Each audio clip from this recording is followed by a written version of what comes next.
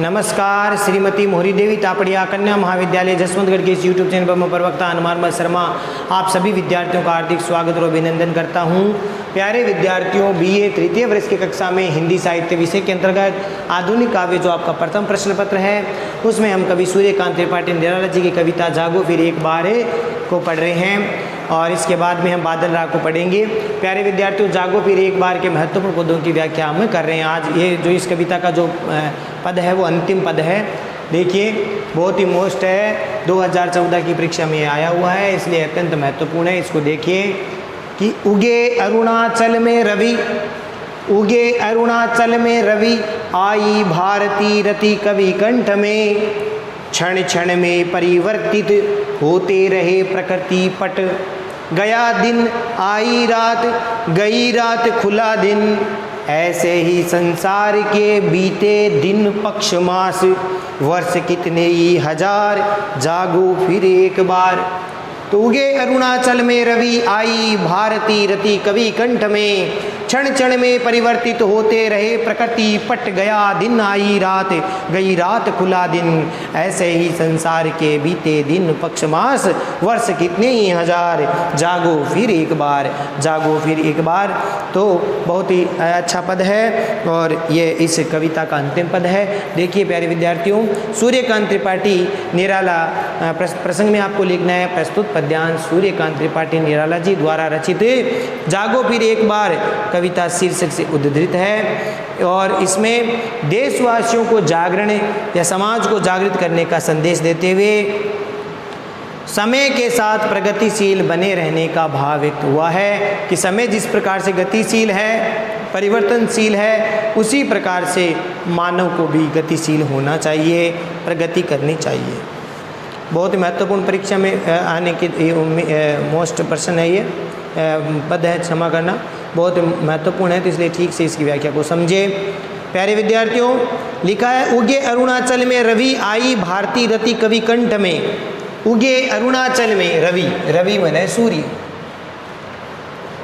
ठीक है।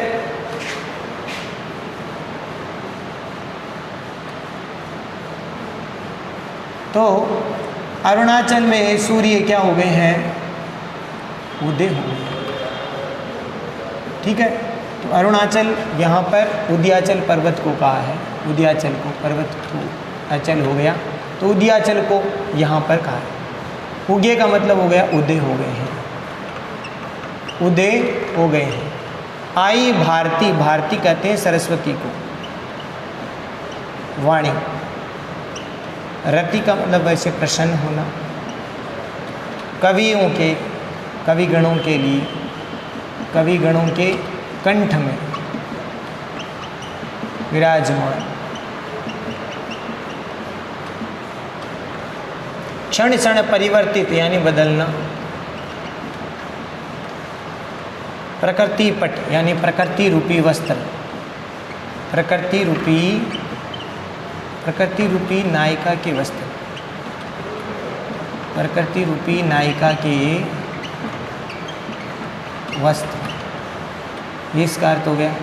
गया दिन आई रात, गई रात, गई दिन, ऐसे खुला दिन, ऐसे ही संसार के बीते दिन पक्ष मास, वर्ष कितने ही हजार, जागो फिर एक बार। अब देखो ये कठिन शब्दार्थ इतने ही हैं। कवि यहाँ पर सूर्यकांत त्रिपाठी निराला जी कहते हैं कि उषा काल का समय जब हुआ, उस समय सूर्य है वो प्रातःकालीन जो सूर्य है वो उदयाचल या अरुणाचल जिसको हम कहेंगे, तो उदयाचल पर प्रातःकालीन सूर्य का जो अरुण बिंब है वो पड़ रहा है, अरुण रंग की किरणें हैं वो पड़ रही है और उससे सारा वातावरण कैसा हो गया है, बड़ा ही मनोहर हो गया है, ठीक है। प्रातःकालीन ये सुंदर सा दृश्य है और इसमें प्रातःकाल के समय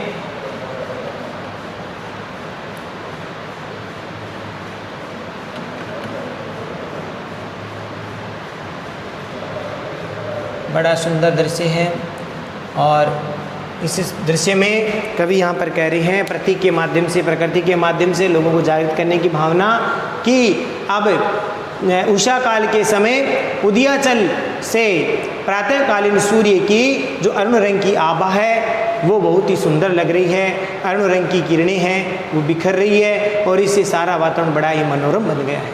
आई भारती रति कवि कंठ में, और ऐसे सुंदर वातावरण में क्या हुआ, इससे प्रसन्न होकर के कवि के कंठों में विराजमान, इससे प्रसन्न होकर के कवि के कंठों में विराजमान जो सरस्वती है, वाणी है, वो कविता बनकर के कविता के मधुर स्नेल भावों से नव जागरण का उद्बोधन दे रही है। कवि लोगों के कंठ में जो विराजमान सरस्वती है, वाणी है, वो कविता बनकर लोगों को या देशवासियों को नव जागरण का संदेश दे रही है, नव जागरण का संदेश दे रही है। प्रातःकालीन वातावरण है और उसमें कवि अपनी कविता रचना करता है, सृजित करता है। तो उस समय यहाँ पर बताया गया है कि प्रातःकाल का में कवि की कंठों में विराजमान होने वाली सरस्वती या वाणी है, वो प्रसन्न होकर के और कविता के रूप में देशवासियों को नव जागरण का संदेश दे रही है। क्षण क्षण में परिवर्तन होते रहे, प्रकृति पट गया दिन गई रात। देखिए यहाँ पर ये प्रकृति है वो हर क्षण बदलती रहती है, समय हमेशा गतिशील है और गतिमान रहता है। इसी प्रकार से प्रकृति भी बदलती रहती है, कभी सूर्योदय होता है, सूर्यास्त होता है। इसी प्रकार से यहाँ प्रकृति रूपी नायिका के वस्त्र भी समय के अनुसार गतिशील या परिवर्तित हो रहे हैं। तो सूर्यास्त होना, रात होना, दिन होना, ये प्रकृति रूपी नायिका के वस्त्रों के बदलने के जैसा है। इस प्रकार से प्रकृति में परिवर्तन का क्रम गतिशील रूप से चलता रहता है।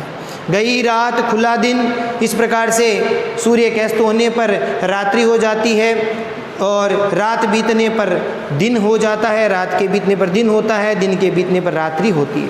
ऐसे ही संसार के बीते दिन, पक्ष, मास, वर्ष कितने ही हजार। कवि यहाँ पर कह रहे हैं इसी क्रम से, क्योंकि संसार में ये जो समय का परिवर्तन है वो चलता रहता है, निरंतर गतिशील है, इसलिए इस संसार में कई दिन इसी प्रकार से बीत गए हैं, कई पक्ष, कई पखवाड़े बीत गए हैं, कई मास, कई महीने, और ऐसे ही कितने हजारों वर्ष बीत गए हैं। तो इस प्रकार से ये जो सृष्टि का क्रम है, सृष्टि का बदलाव है, परिवर्तन है, वो होता रहता है। इसी प्रकार से दिन, पक्ष, मास और वर्ष हजारों वर्ष है वो चलते रहते हैं, निरंतर क्रम से चलते रहते हैं। इसीलिए कवि यहाँ पर कह रहे हैं कि जागो फिर एक बार। इसीलिए कवि यहाँ पर संबोधित कर रहे हैं देशवासियों को, प्यारे विद्यार्थियों, कि अरे मानव, अब तो तुम सावधान होकर के जागृत हो जाओ। ये नव जागरण की बेला है और इसमें जागना आवश्यक है, अब सोए हुए रहना उचित नहीं है। तो यहाँ पर ये तो हुई प्रकृति की बात। इसी प्रकृति को सूर्यकांत त्रिपाठी निराला जी ने देशवासियों को, जो पराधीन देश की जनता है, उसको जागृत करने के लिए क्या कहा है कि कवि यहाँ पर देशवासियों को लक्ष्य करके कह रहे हैं कि ये जो देश है, देश को पराधीन हुए काफ़ी समय हो गया है। इसीलिए क्योंकि ये पराधीनता काल की कविता है, तो सूर्यकांत त्रिपाठी निराला जी लोगों को जागृत कर रहे हैं इस गुलामी से मुक्ति के लिए, इस पराधीनता की मुक्ति के लिए। तो देश को पराधीन हुए काफ़ी समय हो गया है, परंतु समय सदैव एक सा नहीं रहता, गतिशील रहता है। इसीलिए जैसे दिन और रात होते हैं, सूर्यास्त और सूर्योदय होता है, उसी तरह से देश में उत्थान और पतन चलता रहता है। देश का कभी उत्थान होता है, कभी पतन होता है, ये क्रम चलता रहता है। और जो देश प्रगति की इच्छा रखता है, जो प्रगति की इच्छुक कामना करता है, उसमें नव चेतना और जागृति की भावना बहुत ज़रूरी है, आवश्यक है। अगर किसी भी देश को प्रगति करना है, विकसित होना है, उन्नति करनी है, तो उस देश में नव जागृति का, नव जागरण का, नव चेतना का जो भावना है, नव चेतना की भावना जरूरी। इसीलिए भारतवासियों को जागृत करने के लिए प्रगति पथ पर अग्रसर रहने की भाव यहाँ पर कवि सूर्यकांत त्रिपाठी निराला जी के द्वारा व्यक्त हुआ है कि देशवासियों, तुम्हें जागृत होना है, हमें प्रगति के मार्ग पर अग्रसर होना है, विकास करना है, उन्नति करनी है। अब सोए हुए रहना उचित नहीं है। ये सोना मृत्यु और पतन का प्रतीक है। सोना यहाँ पर प्यारे विद्यार्थियों मृत्यु और पतन का प्रतीक है, और जागना यहाँ पर प्यारे विद्यार्थियों प्रगति और जीवन का प्रतीक है। इसीलिए समाज के लिए, समाज के विकास के लिए जागरण नितांत ही जरूरी है। इसीलिए प्यारे विद्यार्थियों यहाँ नव जागरण का संदेश सूर्यकांत त्रिपाठी निराला जी ने दिया है। विशेष वाले पॉइंट में प्यारे विद्यार्थियों आपको लिखना है कि भारतीयों को यहाँ पर जागरण का संदेश इस कविता के माध्यम से कवि ने दिया है, नव जागरण का संदेश दिया गया है। तत्सम तद्भव शब्दावली, तत्सम शब्दावली से युक्त रचना है। तत्सम शब्दावली प्रधान पद है, यह आपको विशेष वाले पॉइंट में लिखना है। मुक्त छंद है, ये मुक्त छंद है और इसको छायावादी शैली के रूप में हम भी लिख सकते हैं। छायावादी शैली का प्रयोग किया गया है। प्रकृति पर यहाँ पर एक तरह से नायिका का आरोप लगाया गया है। प्रकृति पट में तो प्रकृति रूपी वस्त्र है, प्रकृति रूपी नायिका, तो प्रकृति रूपी नायिका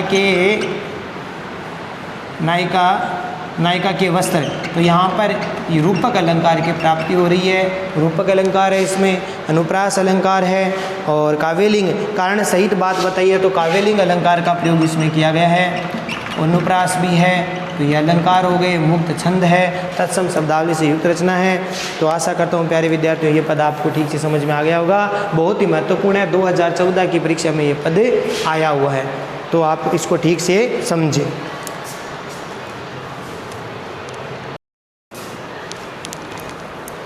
तो प्यारे विद्यार्थियों आज के लिए बस इतना ही। अगले वीडियो में पुनः उपस्थित होंगे।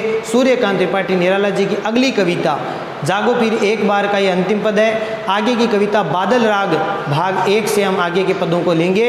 ये पद बहुत ही महत्वपूर्ण है, मैंने कहा ये परीक्षा में आया हुआ है, इसलिए इसको ठीक से तैयार करेंगे, नोट्स बनाएंगे और इसको याद भी करेंगे। चैनल को लाइक, शेयर और सब्सक्राइब करना ना भूलें। जय भारत, जय हिंदी। धन्यवाद विद्यार्थी।